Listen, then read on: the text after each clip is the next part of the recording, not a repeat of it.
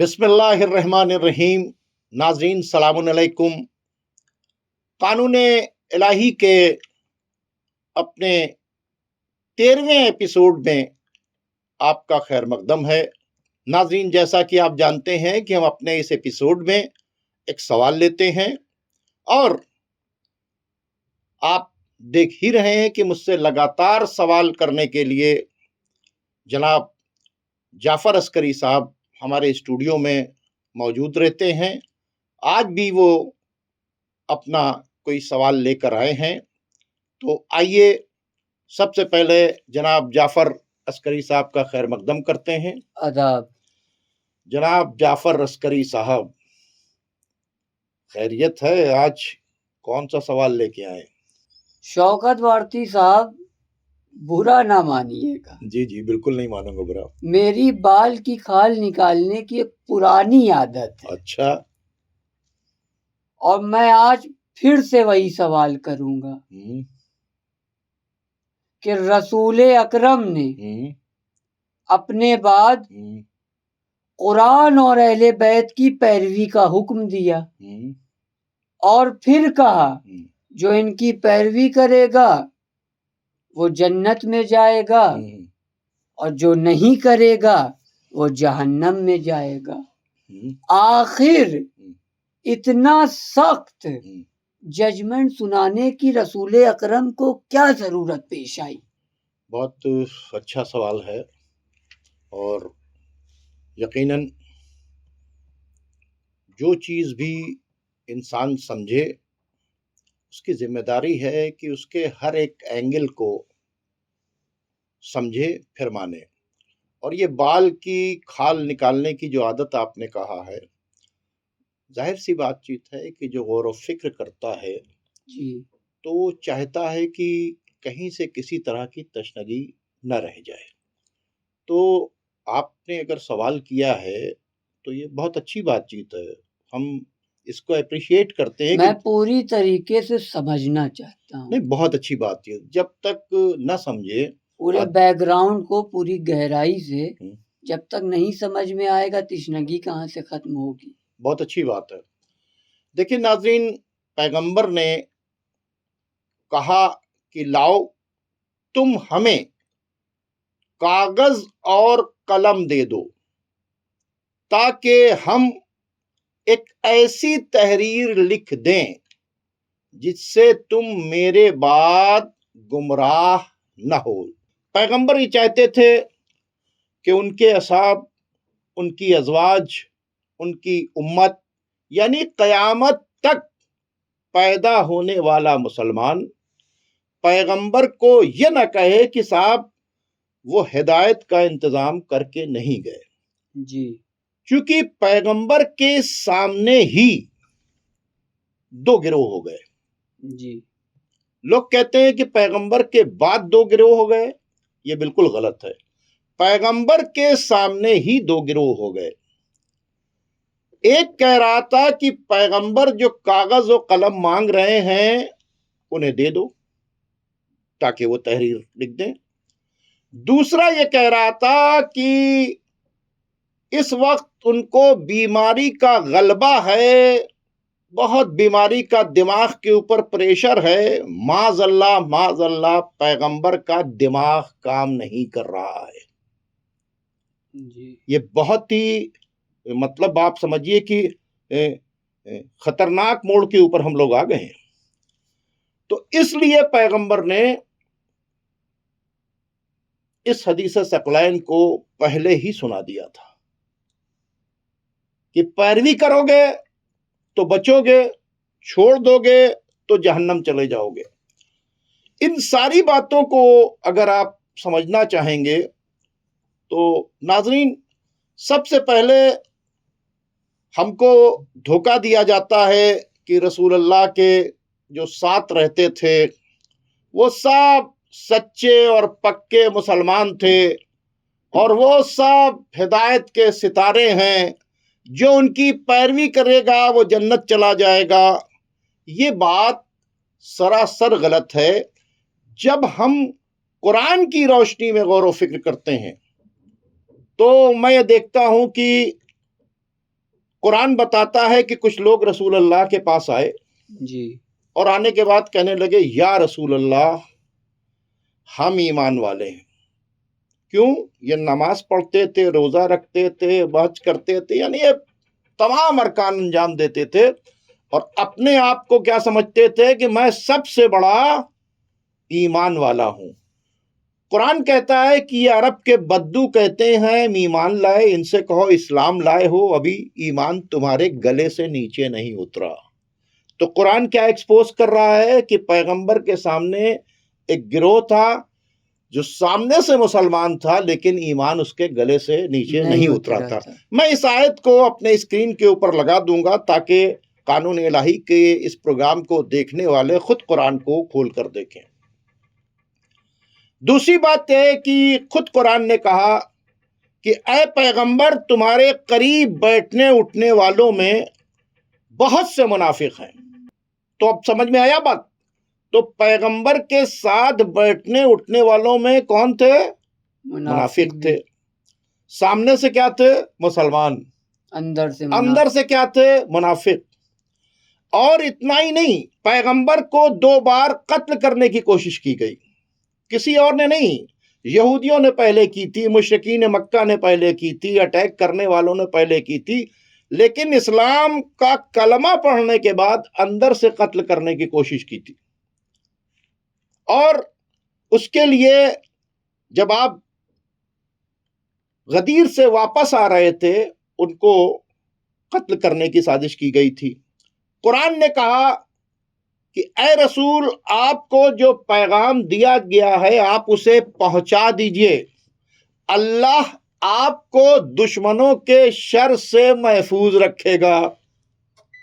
یہ بھی آیت قرآن کے اندر موجود ہے. اس کے مطلب رسول کو مسلمان کیا کرنا چاہتے تھے؟ نقصان پہنچانا چاہتے تھے. اور اتنا ہی نہیں، جب پیغمبر وادی عقبہ کی طرف سے لوٹ رہے تھے تبوک کی جنگ کی طرف سے، تو پیغمبر نے منع کیا کہ دیکھو یہ بہت ہی پتلی گھاٹی ہے، ہم ادھر سے جا رہے ہیں، تم جو ہو ادھر سے نہیں آؤ گے اور کوئی ادھر سے نہیں آئے گا، ہم ادھر سے گزریں گے. کچھ لوگوں نے طے کیا کہ ہم پیغمبر کو اس گھاٹی سے گرا کر قتل کر دیں، وادی عقبہ سے. اور اس کے بعد وہ اپنے آپ کو جو سامنے سے مسلمان تھے وہ گئے اور جا کر پیغمبر کی اونٹنی کو گرانے کی کوشش کی. ویسے ہی ایک بجلی چمکی، حضرت عمار یاسر جو تھے وہ رسول کے ناقے کی مہار پکڑے ہوئے تھے، حذیفہ بن یمان ساتھ میں تھے. جیسے ہی انہوں نے ڈھکیلنے کی کوشش کی، بجلی چمکی اور ڈانٹ کے ان کو بھگایا گیا اور حذیفہ بن یمان نے، عمار ابن یاسر نے ان لوگوں کے اوپر اٹیک کیا اور وہ لوگ بھاگ گئے. اب ان کے چہرے سب، چونکہ اندھیرا تھا تو وہ سوچ رہے تھے کہ ہم تو رسول اللہ نے دیکھ لیا اور کہا اے حذیفہ، اے عمار، پہچان لو یہ منافق ہیں. تو پیغمبر کو قتل کرنے کے لیے ایک گروپ تھا. اور میں آپ کو بتاتا ہوں ایک گروپ اور تھا جس کے بارے میں پیغمبر نے کہا تھا، حضرت عمار یاسر جو مہار پکڑے ہوئے تھے جی ان کی والدہ سمیہ، ان کو بھی شہید کیا گیا تھا. ان کے والد جناب یاسر کو بھی شہید کر دیا گیا تھا. ان کے پیٹھ پر مٹی لگی ہوئی تھی. پیغمبر نے جھاڑتے ہوئے کہا اے عمار، تم کو اسلام کا باغی گروہ قتل کرے گا، تم اسے جنت کی طرف بلا رہے ہوگے، وہ لوگوں کو جہنم کی طرف لے جا رہا ہوگا. یعنی پیغمبر کے سامنے ایسے بھی لوگ تھے جن کے گلے سے نیچے اسلام نہیں اترا تھا. پیغمبر کے سامنے ایسے بھی لوگ تھے جن کے بارے میں قرآن نے کہا ہے کہ آپ کے قریب بیٹھنے والوں میں منافق ہیں. سورہ منافقون موجود ہے. پیغمبر کو قتل کرنے کے لیے، وادی عقبہ سے ڈھکیلنے کے لیے ایک کوشش کی گئی اور ان منافقین کے نام پیغمبر نے چھپائے اور صرف حذیفہ بن یمان یا عمار یاسر ان ناموں کو جانتے تھے. اس کے بعد آپ نے دیکھا کہ پیغمبر کے ساتھ ایک بہت خطرناک سازش ہوئی. کیا ہوا؟ پیغمبر کے سامنے ایک مسجد بنائی گئی جس کا ذکر قرآن کے اندر ہے. یہ قانون الہی کا پروگرام ہے، اس لیے میں آپ کو سامنے بتا رہا ہوں. پیغمبر کے سامنے ایک مسجد بنائی گئی جس کا نام ہے مسجد ضرار. کیوں بنائی گئی تھی؟ والذین اتخذوا مسجدا ضرارا، رسول کو تکلیف دینے کے لیے ایک مسجد بنائی گئی. وکفرا، اور کفر پھیلانے کے لیے ایک مسجد بنائی گئی. وتفریقا بین المؤمنین، امت میں تفرقہ پھیلانے کے لیے ایک مسجد بنائی گئی. چونکہ پیغمبر کے سامنے اس طرح کے مسلمان پنپ رہے تھے. دوسری طرف پیغمبر کے خلاف خود گھر کے اندر سازش ہو رہی تھی، جیسا کہ میں نے سورہ تحریم کو پچھلے اپنے ایپیسوڈ میں آپ کو پورا بتایا ہے. آپ سورہ تحریم بھی پڑھ سکتے ہیں. تو چونکہ پیغمبر کے سامنے اتنے طرح کے مسلمان پنپ رہے تھے، قانون الہی نے جن کو ایکسپوز کیا، خود رسول نے جن کو ایکسپوز کیا، وہ آگے چل کر دین کو ختم نہ کر دیں، اس لیے پیغمبر نے اپنے بعد قرآن اور اہل بیت کی پیروی کو کرنے کو کہا تھا. اس لیے اتنا سخت اور فائنل ججمنٹ سنا دیا تھا، تاکہ ہم آج 1400 سال بعد بیٹھ کر یہ نہ کہیں کہ صاحب کی دہرے صاحب کیسی بات کرتے ہیں، وہ تو رسول کے ساتھ میں تھے، وہ تو ایسے لوگ تھے، آپ ان کو کیا کہہ رہے ہیں. نہ، قرآن ان کے بارے میں بتا رہا ہے کہ عرب کے بدو کہتے ہیں کہ ایمان لائے، ان سے کہو اسلام لائے، ابھی ایمان گلے سے نیچے نہیں اترا. یہ سورہ تحریم بتا رہی ہے کہ پیغمبر کے خلاف سازش کی گئی ہے. یہ سورہ منافقون بتا رہا ہے کہ پیغمبر کے پاس بیٹھنے والوں میں منافقین تھے. یہ جو مسجد ضرار والی آیت بتا رہی ہے کہ پیغمبر کو تکلیف دینے کے لیے، ضرر دینے کے لیے مسجد بنائی گئی، مسجد ضرار. تو چونکہ اتنی طاقتیں جو تھیں پیغمبر کے سامنے پنپ رہی تھیں جی، اور یہ آگے چل کر گڑبڑ ان کو اسلام کے لیے کرنا تھا، میں سمجھ گیا. تو اس لیے پیغمبر نے اپنے بعد جی یہ قرآن اور اہل بیت کی پیروی کی بات کر کے کہا تھا کہ جو اس کو پکڑے گا، جو ان کی پیروی کرے گا، وہ جنت جائے گا، جو ان کو چھوڑ دے گا وہ جہنم جائے گا. چونکہ جو پیغمبر نے ریئل اسلام دیا تھا وہ کہاں ہے؟ قرآن میں. قرآن میں. اور اہل بیت کون ہے؟ قرآن کے ایکسپرٹ، جی، قرآن کے اوپر 100% عمل کرنے والے، قرآن سے حوض کوثر تک نہ جدا ہونے والے اور نہ قرآن ان سے جدا ہوگا. اہل بیت کون ہے؟ جو غلطی کر ہی نہیں سکتے. بے شک. تو اس لیے پیغمبر نے ایک سخت ججمنٹ سنا دیا تھا کہ ہمارے ساتھ بیٹھنے اٹھنے والوں کو، ہمارے گھر میں رہنے والوں کو دیکھ کر تم جو ہو مروب نہ ہونا کہ ہمارے ساتھی ہیں یا ہمارے رشتہ دار ہیں، بلکہ تم یہ دیکھنا کہ بھائی کس نے اللہ اللہ کے رسول کی پیروی کی اور کس نے اللہ اللہ کے رسول کی پیروی نہیں کی.